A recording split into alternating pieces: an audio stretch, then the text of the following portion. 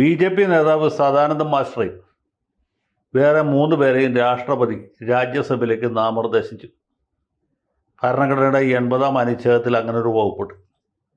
അതുപ്രകാരം വിവിധ മേഖലകളിൽ കഴിവ് തെളിയിച്ച 12 പേരെ രാഷ്ട്രപതിക്ക് രാജ്യസഭയിലേക്ക് നാമനിർദ്ദേശിച്ചു. മുമ്പും അങ്ങനെ പലരെയും നാമനിർദ്ദേശം ചെയ്തിട്ടുണ്ട്.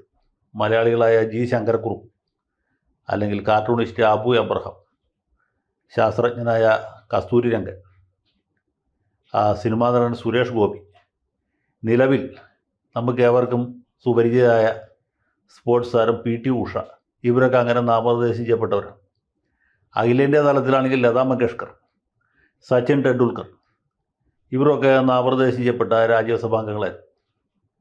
ഇതിന് ഭരണഘടനയിലെ വ്യവസ്ഥ ഏത് മേഖലയിലെങ്കിലും കഴിവ് തെളിയിച്ച പോരാ.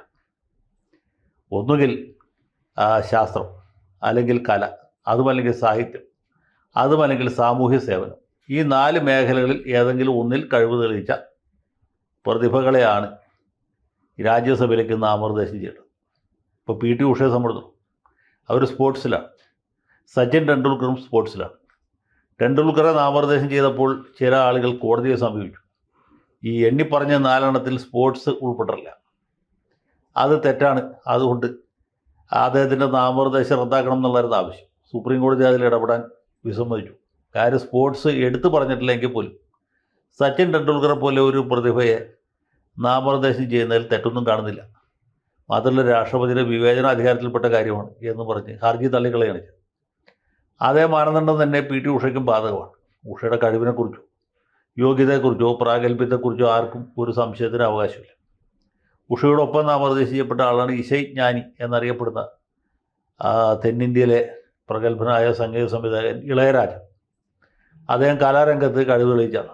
സുരേഷ് ഗോപിയെ സംബന്ധിച്ചു അദ്ദേഹം ആക്ഷൻ ഹീറോ എന്നുള്ളതിലുപരി രാജ്യത്തെ ഏറ്റവും മികച്ച നടനുള്ള അവാർഡ് രാഷ്ട്രീയത്തിലൊക്കെ പ്രവേശിക്കുന്നതിന് മുമ്പ് വരെ കിട്ടിയ ആളാണ്.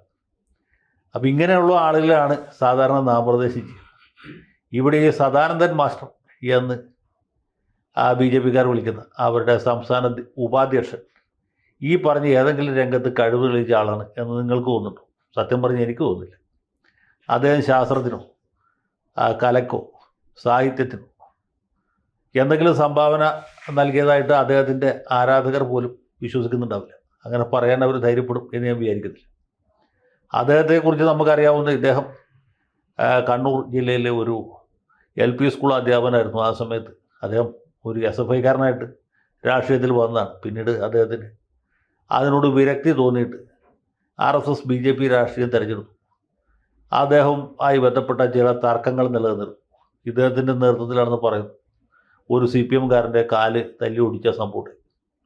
തൊട്ടടുത്ത ദിവസം അതിന് പ്രതികാരമായിട്ട് ഇദ്ദേഹത്തിൻ്റെ 2 കാലും വെട്ടി മുറിച്ച് കളഞ്ഞ ഭാഗം വലിച്ചെറിഞ്ഞ് കളഞ്ഞു. അത് പിന്നെ തുന്നി ചേർക്കാൻ പറ്റാത്ത അവസ്ഥയിൽ എത്തി. അങ്ങനെ കൃത്രിമ കാലാണ് അദ്ദേഹം വളരെ കാലമായിട്ട് ഉപയോഗിക്കുന്നത്. അങ്ങനെ RSSന് എതിരായ മാർക്സിസ്റ്റ് ആക്രമണത്തിൻ്റെ ജീവിക്കുന്ന രക്തസാക്ഷിയായിട്ടാണ് അദ്ദേഹത്തെ പാർട്ടി കണക്കാക്കുന്നത്. അതിലൊന്നും നമുക്ക് ആക്ഷേപമില്ല. അങ്ങനെ ഒരു കാലമുണ്ടായിരുന്നു 1969 മുതൽക്ക് ഈ 2016 വരെയുള്ള സമയത്ത് കണ്ണൂർ ജില്ലയിൽ മാത്രമല്ല സംസ്ഥാനത്തിൻ്റെ വിവിധ ഭാഗങ്ങളിൽ RSSകാരും മാർക്സിസ്റ്റുകാരും തമ്മിൽ നിരന്തര സംഘടനയുണ്ട്. ഒരു സമയത്ത് കണ്ണൂരിലെ തലശ്ശേരി മുകുന്ദ തിയേറ്ററിൻ്റെ മുമ്പിൽ സ്കോർ ബോർഡ് വെച്ചിട്ടാണ് കൊലപാതകം നടത്തിയത്. RSS 4, CPM 5, ഇങ്ങനെയൊക്കെ ആളെ കൊല്ലുന്നതിന് സ്കോർ ബോർഡ് വെച്ചിരുന്ന കാലമുണ്ട്. 78-79 കാലമൊക്കെ. അതിന് ശേഷമാണ് ഇദ്ദേഹത്തിന് ഈ ദുരനുഭവം ഉണ്ടാവും. ബി.ജെ.പിയുടെ പല നേതാക്കന്മാരും ഇതുപോലെ CPMകാരുടെ വെട്ടേറ്റ് മരിച്ചിട്ടുണ്ട്.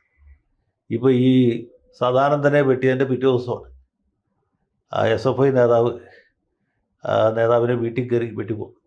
ആ ചെറുപ്പക്കാരൻ ജീവിച്ചിരുന്നെങ്കിൽ ഇപ്പോൾ ഒരുപക്ഷെ CPMൻ്റെ സമുന്നത നേതാവായിരുന്നു, കണ്ണൂർ ജില്ലാ സെക്രട്ടറി, അല്ലെ പാർട്ടിയുടെ സംസ്ഥാന എക്സിക്യൂട്ടീവ് അംഗമോ അതുമല്ലെങ്കിൽ MLA വലുതൊക്കെ ആകേണ്ടിയിരുന്നു ചെറുപ്പക്കാരനാണ്. അദ്ദേഹം ഇവരുടെ വെട്ടേറ്റ് മരിച്ചു. ഇദ്ദേഹത്തിൻ്റെ 2 കാലുകൾ നഷ്ടപ്പെട്ടു. അതൊക്കെ കേരള ചരിത്രത്തിലെ രക്തപങ്കിലമായ ചില അധ്യായങ്ങളാണ്. ഏതായാലും ഇപ്പോൾ ഈശ്വരാനുഗ്രഹം കൊണ്ട് അല്ലെങ്കിൽ ശ്രീ എമ്മിൻ്റെ ഇടപെടൽ കൊണ്ട് അതുമല്ലെങ്കിൽ 2 പാർട്ടിയുടെ നേതാക്കന്മാർക്ക് വിവേകം ഉണ്ടായതുകൊണ്ട് അങ്ങനെയുള്ള സംഭവങ്ങൾ ഉണ്ടാകുന്നില്ല എന്നുവരെ നമുക്ക് സമാധാനിക്കാം. പക്ഷേ അങ്ങനെ വെട്ടേറ്റു കാൽ നഷ്ടപ്പെട്ടു എന്നുള്ളതല്ലാതെ ഇദ്ദേഹത്തിന് രാജ്യസഭയിലേക്ക് നാമനിർദ്ദേശം ചെയ്യാനുള്ള എന്ത് യോഗ്യതയുള്ളതെന്ന് എനിക്ക് ഈ വാർത്ത കേട്ടപ്പോൾ മുതൽക്ക് ഞാൻ ആലോചിക്കുകയാണ്. ഈ ഇളയരാജയെ പോലെയോ അല്ലെങ്കിൽ ലതാ മങ്കേഷ്കറെ പോലെയോ അതുമല്ലെങ്കിൽ PT ഉഷയെ പോലെയോ ടെണ്ടുൽക്കറെ പോലെയോ അബു എബ്രാമിനെ പോലെയോ മഹാകവി ശങ്കരക്കുറുപ്പിനെ പോലെയോ ഏതെങ്കിലും മേഖലയിൽ അദ്ദേഹം കഴിവ് തെളിയിച്ചിട്ടില്ല. പിന്നെ ബാക്കിയുള്ള ഒരു സംഗതി എന്ന് പറഞ്ഞാൽ സാമൂഹ്യ സേവനമാണ്. വല്ല ബാബ ആംതയോ ആചാര്യ വിനോബ ഭാവയോ ആ വിഭാഗത്തിൽപ്പെട്ട ആളുകളല്ലേ ആ സ്ഥാനത്തേക്ക് നിയമിക്കട്ടെ. ഇദ്ദേഹം ഒരു രാഷ്ട്രീയ പ്രവർത്തകനായിരുന്നു, കുറച്ചു കാലം അധ്യാപകനായിരുന്നു, 2 കാലം നഷ്ടപ്പെട്ടു, ഇതൊക്കെ ശരിയാണ്. പക്ഷേ ഈ കാല് നഷ്ടപ്പെട്ടു എന്നുള്ളത് അല്ലെങ്കിൽ BJPയുടെ സംസ്ഥാന വൈസ് പ്രസിഡൻ്റായിരിക്കുന്നു എന്നുള്ളത് രാജ്യസഭയിലേക്ക് നാമനിർദ്ദേശം ചെയ്യപ്പെടാൻ പാകത്തിലുള്ളൊരു യോഗ്യതയായിട്ട് എനിക്ക് മനസ്സിലാവുന്നില്ല. നേരത്തെ മണിശങ്കർ അയ്യറെ പാർലമെൻറ്റിലേക്ക് നാമനിർദ്ദേശം ചെയ്യപ്പോഴും ഇതേ സംശയം എനിക്കുണ്ടായി. മണിശങ്കർ അയ്യറെ നമുക്കറിയാം, അദ്ദേഹം ഡൂൺ സ്കൂളിൽ രാജീവ് ഗാന്ധിയുടെ ക്ലാസ്മേറ്റ്, പിന്നീട് രാഷ്ട്രീയത്തിൽ വന്നു, കുറച്ച് നാൾ MP ആയിരുന്നു. മയിലാടുതുറൈ എന്ന മണ്ഡലത്തിൽ നിന്നാണ് പുള്ളി ജയിച്ചത്. പിന്നെ കുറച്ച് കഴിഞ്ഞപ്പോൾ ഇദ്ദേഹത്തിൻ്റെ മയിൽ അവിടെ ആടാണ്ടായി. അപ്പോൾ പുള്ളിയെ സോണിയാജി ഇടപെട്ട്, അത് UPA സർക്കാർ രാജ്യസഭയിലേക്ക് നാമനിർദ്ദേശം ചെയ്തു. എന്തൊരു അതിക്രമമാണെന്ന് ആലോചിച്ചു. ഇദ്ദേഹം മണിശങ്കർ അയ്യറാണ്, ഒരു തമിഴ് ബ്രാഹ്മണനാണ്, കൂടുതലുണ്ട് എന്നുള്ളതല്ലാതെ സാമൂഹ്യ സേവനത്തിന് അദ്ദേഹം എന്ത് സംഭാവന നൽകിയെന്നുള്ളത് നമുക്ക് അന്നും അറിയില്ല, ഇന്നും അറിയില്ല. അത് പിന്നെ മണിശങ്കർ അയ്യറാണ്, നേരത്തെ പാർലമെൻറ്റ് മെമ്പറായിരുന്നു, രാജീവ് ഗാന്ധിയുടെ സഹപാഠിയായിരുന്നു എന്നൊക്കെ വിചാരിച്ച് നമുക്ക് സമാധാനിക്കാം എന്ന് വിചാരിക്കുമ്പോൾ സദാനന്ദ മാസ്റ്റർ. ഇനിയിപ്പോൾ ഈ നാട്ടിൽ ആരെ വേണമെങ്കിലും ഏത് മേഖലയിൽ പ്രവർത്തിക്കുന്ന ആളെയും പ്രത്യേകിച്ച് സംഭാവനയൊന്നും ഇല്ലെങ്കിൽ പോലും രാജ്യസഭാംഗമാക്കി കളയാം എന്നൊരു അവസ്ഥയിലേക്ക് കാര്യങ്ങൾ പോവുകയാണ്. നമ്മൾ ഈ പുന്നക്ക വികസന കോർപ്പറേഷൻ്റെ ഒക്കെ ചെയർമാനായിട്ട് വയ്ക്കുന്ന പോലെ, അല്ലെങ്കിൽ കലാമണ്ഡലത്തിൻ്റെ എക്സിക്യൂട്ടീവ് കമ്മിറ്റിയിലേക്ക് ആൾക്കാർ വയ്ക്കുന്ന പോലെ, സാഹിത്യ അക്കാദമിയിലേക്ക് KM മാണി സാറുള്ളപ്പോൾ മാവേലിക്കരയുള്ള ഒരു ബ്ലേഡ് കമ്പനിക്കാരനെ അതിൻ്റെ ജനറൽ കൗൺസിലിലേക്ക് നാമനിർദ്ദേശം ചെയ്യാനൊരു ചരിത്രമുണ്ട്. കാരണം മാണി സാറ് ആലോചിച്ചു ഇയാളെ എവിടെ വെക്കണം, ഏത് തസ്തികയിൽ വെക്കണം. ഖാദി ബോർഡിൽ വേണമെങ്കിൽ വെക്കാൻ, പക്ഷെ പറ്റിയില്ല, അവിടെ വേറെ ആൾ വന്നു. അല്ലെങ്കിൽ വിദേശ മദ്യ വ്യവസായത്തിൽ വെക്കാൻ വരും, അതും പറ്റിയില്ല. എന്നാൽ പിന്നെ ഇരിക്കട്ടെ സാഹിത്യ അക്കാദമി, മാവേലിക്കരക്കാരനായ ഒരു അച്ചായനാണ് എന്ന് അദ്ദേഹത്തെ അവിടെ നാമനിർദ്ദേശം ചെയ്തു എന്ന് പറഞ്ഞ പോലെയുള്ളൊരു പരിപാടിയെ പോയി ഈ സദാനന്ദ മാഷിനെ നാമനിർദ്ദേശം ചെയ്യപ്പെട്ടു. എനിക്ക് അദ്ദേഹത്തോട് എന്തെങ്കിലും വിരോധമുണ്ടായിട്ട് പറയാനില്ല. ഇത് കേൾക്കുമ്പോൾ അദ്ദേഹത്തിനെ ആരാധിക്കുന്ന അല്ലെങ്കിൽ കാല് നഷ്ടപ്പെട്ട അദ്ദേഹത്തോട് സഹാനുഭൂതി വച്ചു കൊടുക്കുന്ന ഒരുപാട് ആളുകൾക്ക് വിഷമമാവുമെന്ന് എനിക്കറിയാം. പക്ഷേ നിങ്ങൾക്ക് വിഷമമായാലും എനിക്കിത് പറയാതിരിക്കാൻ പറ്റില്ല.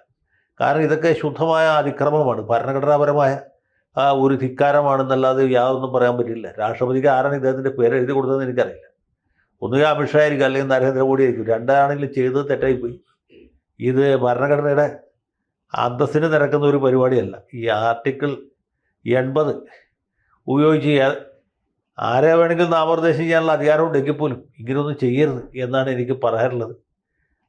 ഏതായാലും ഞാൻ പറഞ്ഞുകൊണ്ടൊന്നും സദാനന്ദ മാഷിൻ്റെ നാമനിർദ്ദേശം റദ്ദായി പോവുകയില്ല.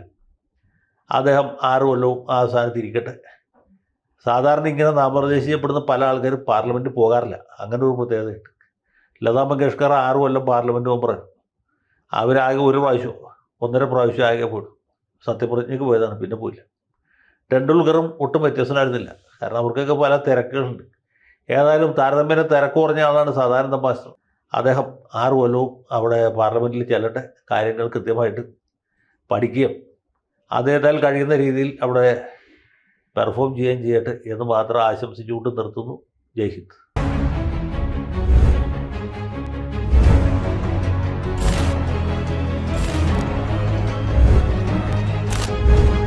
കൂടുതൽ വാർത്തകളും വിശേഷങ്ങളും നിങ്ങളിലേക്ക് എത്താൻ ABC മലയാളം സബ്സ്ക്രൈബ് ചെയ്യുക, ബെൽ ബട്ടണും അമർത്തുക.